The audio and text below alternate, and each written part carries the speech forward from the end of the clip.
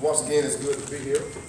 It's good to see everyone. We are thankful to God for you all being here. We're thankful to God for this day, especially in light of the bad weather that we're having right now. So we're especially grateful and thankful to those who decided to come on out, especially in light of the rain, and come out because of their spiritual obligation to God, to be with His people, to worship in spirit and in truth. And for that, we are thankful for you being here. If you're visiting for the first time here at the Easthaven congregation, you all are honored guests, your friend, your family. We appreciate you being here with us on this particular day. You know, when you look at the world, some people impact the world in different ways. Oh, yeah. Some people impact the world because of the fact that they have money. You look at some of the world's billionaires and uber millionaires, and Jeff Bezos, and some of your athletes. They can impact the world in a way that some of us will never ever be able to impact the world because they have the financial means to do so. Some people impact the world with their education.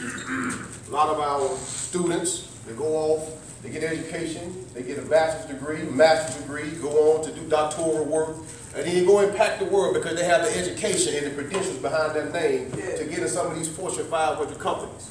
Sometimes people make an impact in the world because they have sports abilities.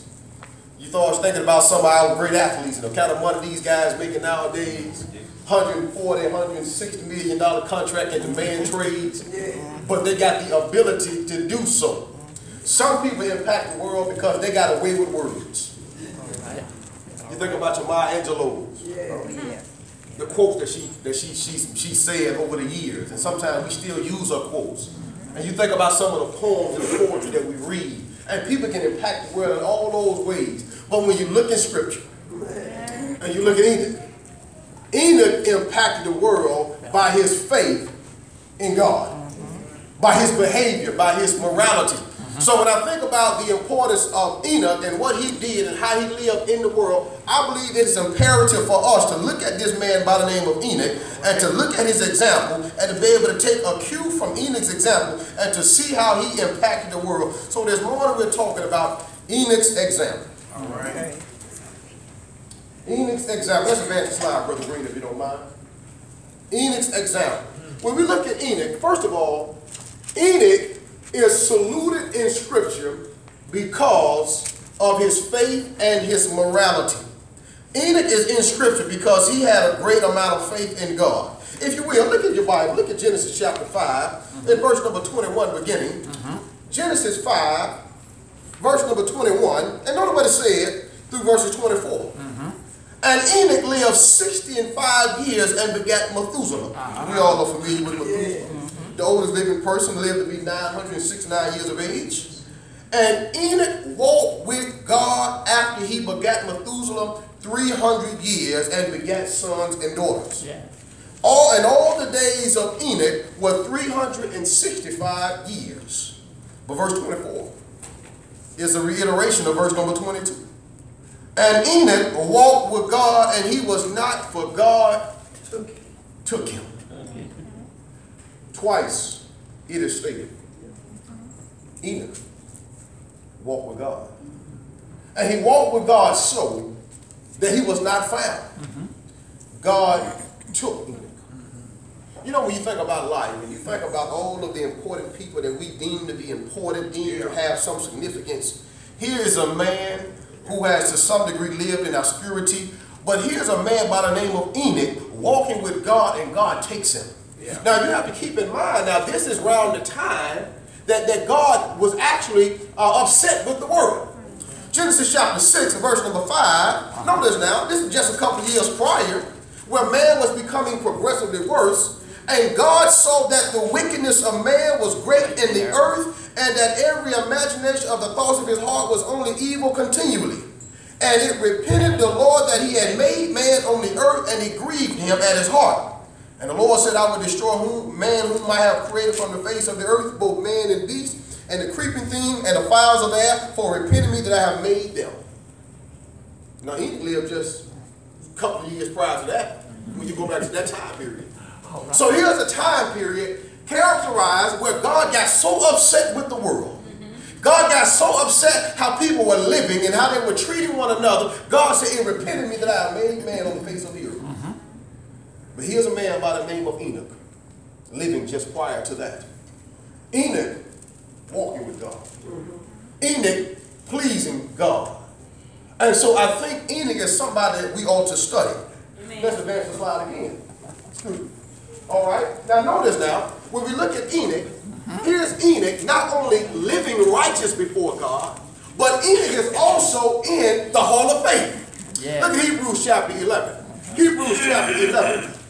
We always quote Hebrews 11 verse number 6. But without faith, it's impossible to please him. For he that cometh to God must believe that he is, and that he is the reward of them that diligently seek him. But the verse before that also talks about a certain person who pleased God. By faith, Enoch was translated that he should not see death, and was not found. Why? Because God had translated him. For before his translation, he had this testimony that he pleased God. God says a mouthful about Enoch. Oh yeah. 3 times it is mentioned. He was translated. Before his translation, he was translated. And then God translated him. The word translated there does not refer to the way that we look at the word translate. You know, sometimes we use the word translate as we talk about language. And somebody, you might need a translator if you go to a different country and you don't speak the native tongue. And so it's not talking about translate like we talk about a Bible translation. The word translate, that means to transpose.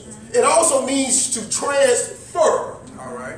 And we know when somebody has a job and they get transferred with their job, that means they get moved. So that's the idea. God moved Enoch. God moved Enoch from earth to glory. You know, we say that. We're going from earth to glory. Yeah, but we got to go through the cemetery though. Yeah, right. Yeah. Enoch did. Right. God translated Enoch so that he did not see physical death. The Bible says Enoch was not found. People were looking for Enoch. Yeah. They were looking for Enoch. Just one day, his children, they woke up. Where's Enoch? We can't find Enoch. Where is he? Have you seen him? Yes, sir. Have you talked to him? When the last time you heard from him? Enoch was not found. You know they had signs at Walmart looking for Enoch. Mister, have you seen them? They had pictures on the back of milk cards. Have you seen them? They sent out word. They sent out APB, all points bulletin. Has anybody seen Enoch? Where is he? We haven't talked to him. We don't know where he went. We don't know the last time somebody talked to Enoch. That man's faith and his behavior was so important that God took Enoch from earth to glory. God did that only on one other occasion. Okay. With Elijah. All right.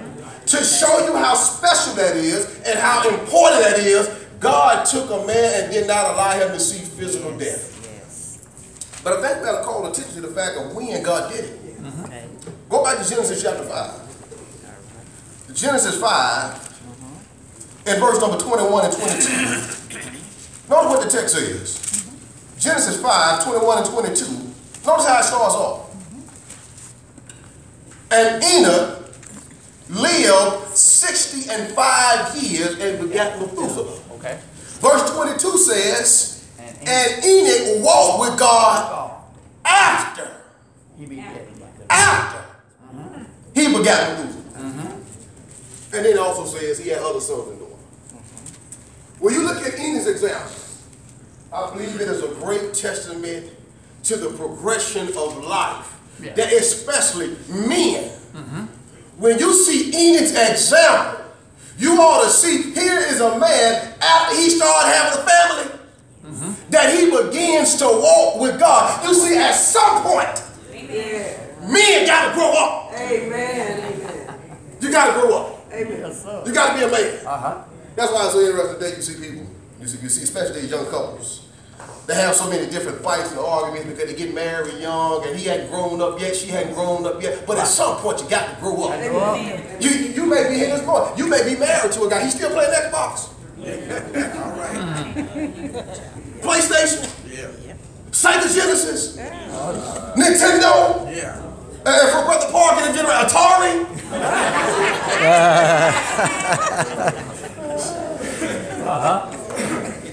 Haven't grown up yet? At some point, men got to grow up. Don't you see it in Enoch? After he started having children, and I assume because he had a wife to have children, and he was well pleased with God, so he had to be married in order to please God.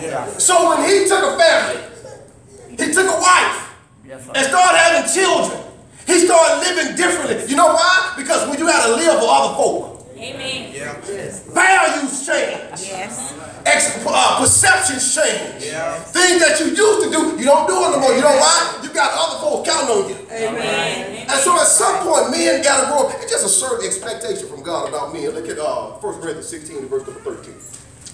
1 Corinthians 16, 13. Paul says something interesting. Paul says, watch ye. Stand fast in the faith. And then he says, quit ye like who? Men. Like men. He didn't say women. No. He didn't say little boys. He said, quit ye like men. The word quit ye like men, that's one phrase in the original. It means to make strong, to make brave. Then he says, be strong. So watch ye, stand fast in the faith. Quit ye like men, be strong. Paul is saying, you know what? When the members of the church of Corinth, we got to be men. You see, there's a certain expectation about being a man. Turn 18 don't make you a man. All right. Turn 21 don't make you a man. That's right. Being able to buy alcohol don't make you a man. Amen. Being able to purchase cigarettes don't make you a man. Amen. Just because you bring a child in the world, that don't make you a man. Amen. You know, somebody, I'm a grown man. Are you really? You see, there's a certain expectation about a man, and God knew that. Y'all remember long ago, Tony Braxton had a song, just be a man about it. You see, when it comes down to men as opposed to women, God has always had a certain level of expectation. You go back to Adam, to the patriarchal age of which we talked about yesterday. That's why in that patriarchal age, you know who God dealt with? The men. The heads of the families, the heads of the tribes and the clan. God spoke to them and God said, this is what I want you to do. You give it to your family, you give it to your wife, and then they're supposed to follow you. That's why when you look at Abraham, you look at Joshua, you look at those faithful men in the Old Testament, those men could communicate God's will to that family. That family's still alive. It's amazing when you look at those Old Testament patriarchs. Those men had their family lives and their domestic lives in order. You see, there's a certain expectation when it comes to men. Look at 1 Timothy chapter 5, verse number 8. 1 Timothy chapter 5, verse number 8. You're going to be a man, and you look at Enoch's example. Here's Enoch walking with God after he starts having a family. 1 Timothy 5, verse number 8. What does that say, Brother Hampton? But if any provide not for his own. If any provide not for his own. You see that? You start having a family, you start having children, you have a wife, you got to take care of them. Right. It is not the government's responsibility to help you take care of your children. Amen. It's all right. It's your responsibility. It's not the church's responsibility. No. It's not the school's responsibility. No. It's not the AAU coach's responsibility. It's your responsibility. Paul said, but if any man has done what? Provide for his own. If a man won't provide for his own, and especially for those of his own house, especially those in his own house, he had denied the faith. He had denied the faith. And is worse than an infidel. He's worse than an infidel. He's worse than an unbeliever. Paul said, you got to take care of your family, man. What is interesting? In the book of 1 Timothy, this is an aside note. All right. The word house there is used in many different ways. 1 Timothy chapter 5, verse 8, he's speaking to the man, and he says he got to provide for his own house, his family. When you go back to 1 Timothy chapter 3, verse number 15, the church is likened to the house of God. But if I tarry alone, that thou mayest know how thou ought to behave thyself in the house of God, which is the church of the living God, the pillar and the ground of the truth. There's house again. But it also, look at 1 Timothy 5 again, as it relates to the woman. I want to make a point. 1 Timothy 5, verse number 14, what does he say? I would therefore that the young women marry, bear children, guide the house. Guide the house. In the book of 1 Timothy, house, house, house, family, the idea of family. The church is the house of God. It's the family of God. But in 1 Timothy 5, it's the man's responsibility to take care of the house. It's the wife's responsibility to guide the house. Let's put it in practical terms. All right. If you come to my house and I got my family living outside in a vehicle, All right. y'all ain't gonna look at my wife. Right, right. What's going on, Freeman? They say, well, Freeman, you don't got the family sleeping in the car. Or if you come to my house, all the utilities is cut off, you ain't gonna look at my wife. No. My friend got his family sleeping in the dog park. You know how hard to get in Memphis in the middle of July? Yes, sir. He ain't got no air conditioner on. You ain't gonna look at my wife. But if you come to my house and it ain't cleaned up, Now you quit the Look at the wife, Daddy. if you come to the house and ain't got no food in the refrigerator, if you come to the house and Chelsea and Chloe hair not done, y'all ain't gonna look at me. But 1 Timothy 5, verse number 8, Paul said it's my responsibility, the man's responsibility, to take care of the house. So Paul says we got to be like Enoch. We got to walk with God. We got to be men. So when we learn from Enoch, after Enoch started having a family, marrying, children, trying to rear children, he begins to walk with God. Every husband, every father, every man, we ought to be walking with God. Amen. We ought to be in fellowship, in sync with God. The word walk there means to tread upon. Yes. It means to make progression. It means to take oneself. When the New Testament used the word walk, it's talking about taking yourself somewhere in a progressive manner. The idea behind walking is you can't rush through this thing. So here's Enoch. Right. Walking with God. Walk with God. Every day he wake up. He walking with God. Walk with God. God, what will you have me to do today? I'll do it. God, where will you have me to go today? I'll go. God, how will you have me to live today? I'm going to do it. That's walking with God. But then, notice this. Christians. We can walk with God. Walk with God. As a matter of fact, we must walk with God down here. Amen. If we expect to be with God up there. Amen. You see, Enoch walked with God down here, and then God took him up there. Yes. You see, you and I not going to get that privilege. So what we have to do in the interval time, we got to walk with God. And it's interesting, the New Testament tells us different ways we got to walk. Let's look at it. We're talking about Enoch's example. First of all, we got to walk by faith. 2 Corinthians 5, verse number 7. Paul says what? For we walk by faith. And not by sight. And not by sight. That simply means, brothers and sisters, we got to learn to put our trust in God. Yes. You cannot always live your life depending on the 1st and the 15th. All right. What do I mean? I'm not trying to diminish how people get paid. I'm just simply saying sometimes we put more trust in the fact that we get paid than we do God. Amen. What happens sometimes when the government shuts down and they delay your paycheck? Or like they had last year in one school system, when the school started at the beginning of the year, folks supposed to get paid, and then the school system couldn't even pay them. We can't always put our trust in our paycheck. But so many times we do that. You can't always put your trust in the stocks and the stock market. We got to learn how to trust God. Amen. Believe it or not, if you haven't experienced it, there are going to be some times in your life where money don't mean a thing. Amen. What's going to be the most important thing in your life is your faith with God.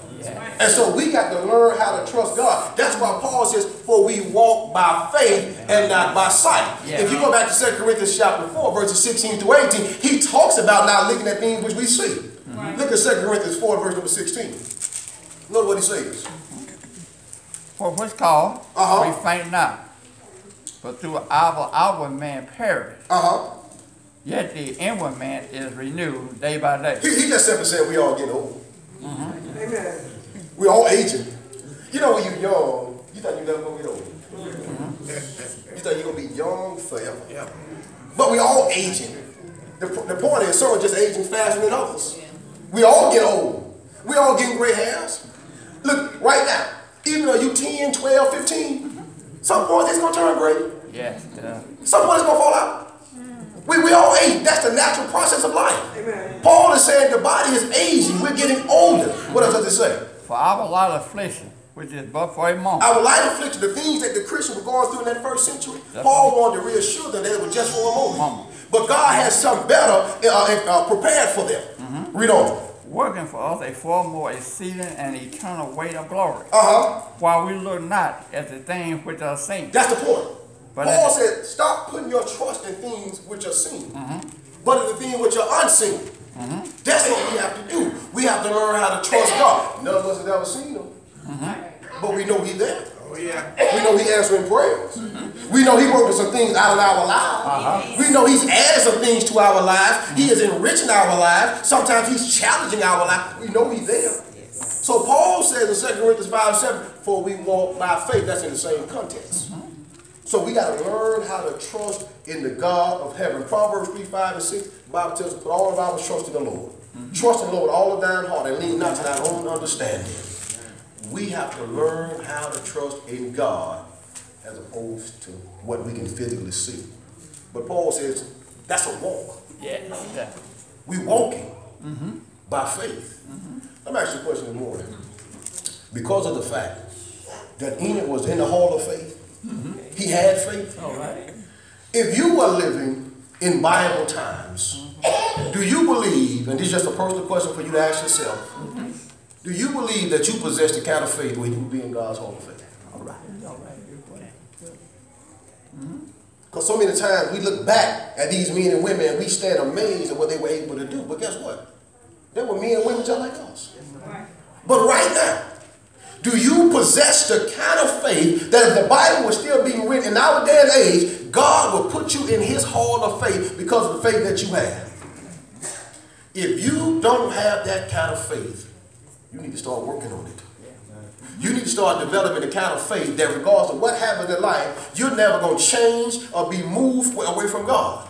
On so many occasions, the Apostle Paul said, I'm not going to be moved from God. You know why? He had faith in God. He trusted God. And so what we need to understand, that's the kind of faith that we got to have, and that's the kind of faith that we got to walk by. So we got to walk by faith.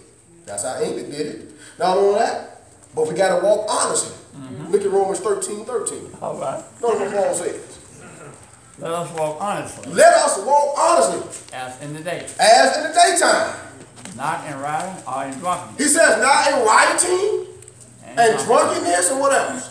Not in chambering and wantonness. Chambering and wantonness and what else? Not in strife and envy. Not in strife and envy. And Paul said we got to walk honestly.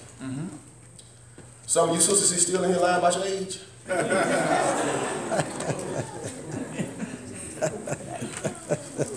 That was the thing, you used to lie about the age. You know, you say, 40 is the new 30. Yeah, right, 40 is the same old 40. Some of y'all still lying when you get pulled over by the police. Just tell the man whether or not you got car insurance or not. You ain't got to lie about it. They gonna find out. Paul said, walk honestly. Christians have to be honest. We must be honest. It should not be the case that we are the ones who lying. I read something the other day about lying. A guy said, man, there's too many people walking around here with diabetes. They lie about everything. A classic case of diabetes, lie about everything. Paul said we got to be honest. We got to walk honestly. Then what else does he say? We can't walk in rioting. The word rioting doesn't mean what we think about as we think about civil unrest. When people get mad with the government or they get mad with their jobs and they start rioting and picking. The word rioting is a word that actually is synonymous with getting drunk. It was used in the first century that when people would start drinking, after they drunk, then after they drunk everything they could drink, they would go out and parade and dance and jump and skip through the streets. Paul is saying Christians should not still be turning up. That's what he's saying. Now the question then becomes, what did you do for the 4th of July? Good question. Good question. That's good. He said, let us not walk in rioting, and then he says in drunkenness. So you can't tell me, you can't convince me that social drinking is approved by God. There are too many admonitions and too many scriptures that says otherwise. Paul is condemning rioting and drunkenness. He's dealing with the act after and also how it starts. You start drinking, and it's amazing when you think about what Paul is saying. Have you ever seen when people start drinking, they get more energy?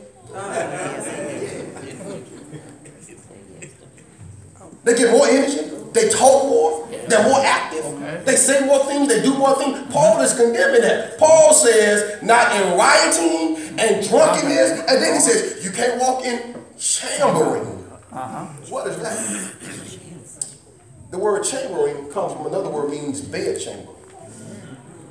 Paul is saying, if hotel rooms and mattresses could talk, I hate you for it, but it's all right. they would tell some stories that some people might not want to hear. It's a synonym for fornication. Chambering, the bed, the couch, wherever people fornicate. Paul said we can't do that. All right. Paul is saying that. What does he say? And wanting this. Wanting this excessive lust. Unbridled lust. Some people just are like, I just can't control myself. I have no self-restraint, no self-control. They are incontinent, as the Bible says. Well, we got to be able to have some self-restraint, some self-control. Paul says you can't walk in wantonness, not in envying and what else? And strife. Strife and envy.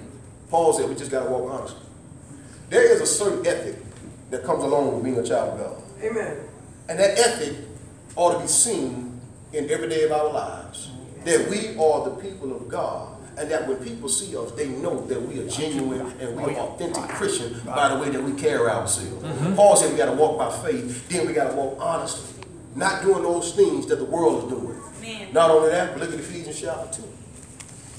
We got to walk in good works. For by grace are ye saved through faith.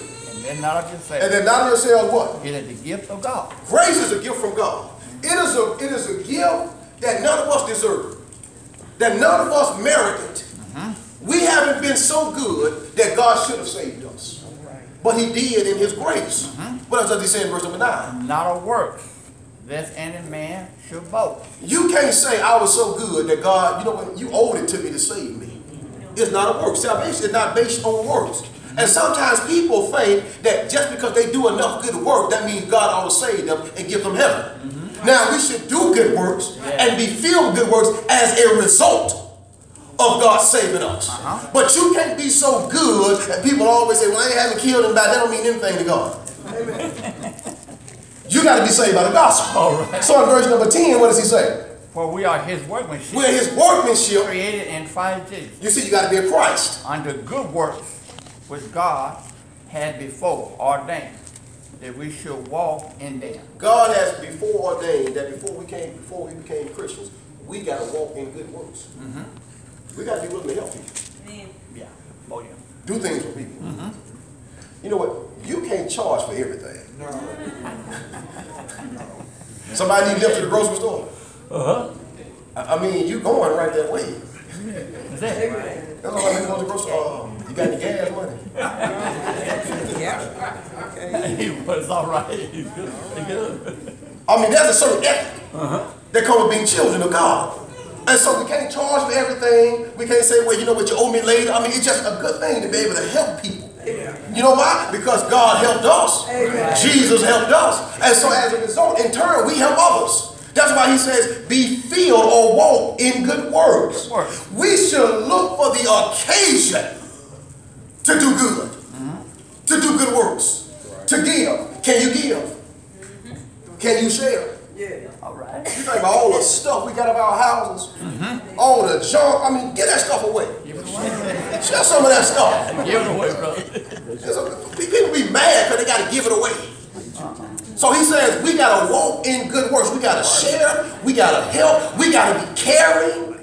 Those are all good works. That's the Christian ethic. Paul said this is how we walk. We got to walk in good works. What you think about this? When last time you did something good for somebody? All right. I mean, I'm not talking about, I'm talking about going out of your way to do it. I'm talking about waking up this morning or tomorrow morning and say, you know what, let me see what I can do for somebody else today. Okay. Amen. What can I do to go out of our way to make somebody else day a little bit better? Because you know, we all can give a man at the corner store or at the corner $5 or $1. Yeah. When he's in the action, we can do that because we're in the light. But what about going out of our way to change and help somebody? Yeah. Paul is saying we got to walk in good works. That's what Enoch did. He walked, and he walked with God. In the second place, in Ephesians chapter 4, Paul says, Therefore, right, the prisoner of the Lord, beseech you that you do what? walk worthy of the vocation wherein you are called. Paul said you got to walk worthy of the vocation with your call. What you say you believe must coincide with how you behave. Amen. So the thing I know about the Bible is belief and behavior go together. Amen. You got to walk worthy of your vocation. If you say you're a Christian, you got to live like a Christian. Yes. And so many times, the first thing people want to say when they know they're living contrary to the will of God, well, you know, ain't nobody perfect. We already know that. Right. We already know that. Yeah. God already knows that. But you cannot allow that to be an excuse for you to live any kind of way. Amen. Amen. You cannot go around treating people wrong, lying to people, stealing, killing, cheating, being a criminal and say, well, you ain't nobody perfect. We got to understand, Paul said you got to walk worthy of the vocation wherewith you're called. And the reason he had to say that, if you go to Ephesians chapter 4, beginning at verse number 25, some of the Christians at Ephesus have got that. Notice now. Notice what he said. Ephesians 4:25 beginning, wherefore putting away what? Lying. Putting away lying. Do you see somebody has to start lying? Be arrogant. That's not worthy. That's not walking worthy when you start lying to folk. What does he say in the next verse? Speak arrogant with his neighbor. For we are members one of another. Then what does he say next? Be angry. Some of them have started prolonging anger. And sin not. That's not worthy. You can't go around every day as a Christian mad at the world. Upset with everybody. Because things don't go your way. Paul is saying you got to put away from you anger. What does he say? Need to give place to the devil. Don't give place to the devil. Don't go around here living contrary to the will of God and keep saying the devil made me do it.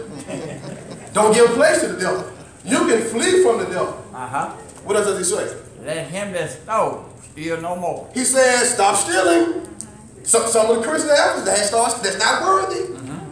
You know, brothers and sisters, if we see you on the news, Channel 3, Channel 10, they got you down there at 201 Poplar for theft.